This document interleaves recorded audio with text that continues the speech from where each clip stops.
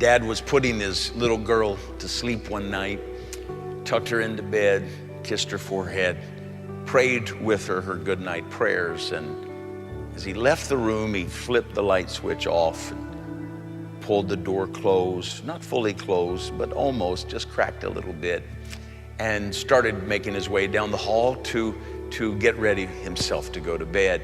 As he steps away from the door, he heard his girl crying, almost to the point of sobbing. Immediately he turns back and goes in, opens the door, flips the light on, walks over. Honey, what's wrong?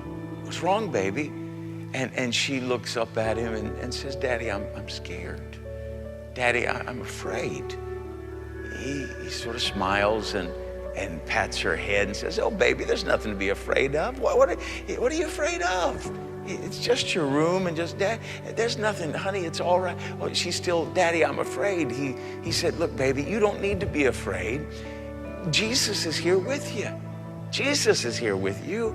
Daddy and Mommy just down the hall. Jesus is right here in the room with you. You don't need to be afraid. Little girl looks up and reaches up and grabs her daddy and said, yes, Daddy, I know Jesus is here. But sometimes I just need Jesus with skin on. Sometimes you need Jesus with skin on. And I need Jesus with skin on. Our world is looking to see Jesus with skin on. And so you are his body.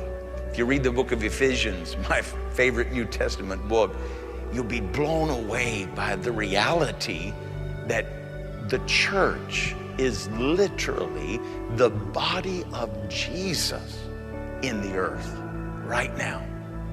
And so it's time for the church to rise up. And instead of going through life distracted from our purpose by all these little issues, instead of going through life overwhelmed by our own circumstances, let's rise up and be the people of faith God has called us to be. Let's rise up and be the people of bold confidence in the Lord who has changed our lives. Let's rise up and be the people that will be a witness everywhere we go of the power of Jesus. Let's be Jesus in our schools.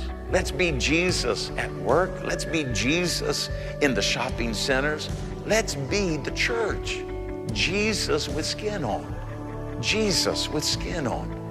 I know you're aware of your weaknesses and your frailties, but I encourage you, let Jesus live big in you. And when Jesus lives big in us, people are going to see what that little girl needed. They're going to see Jesus with skin on.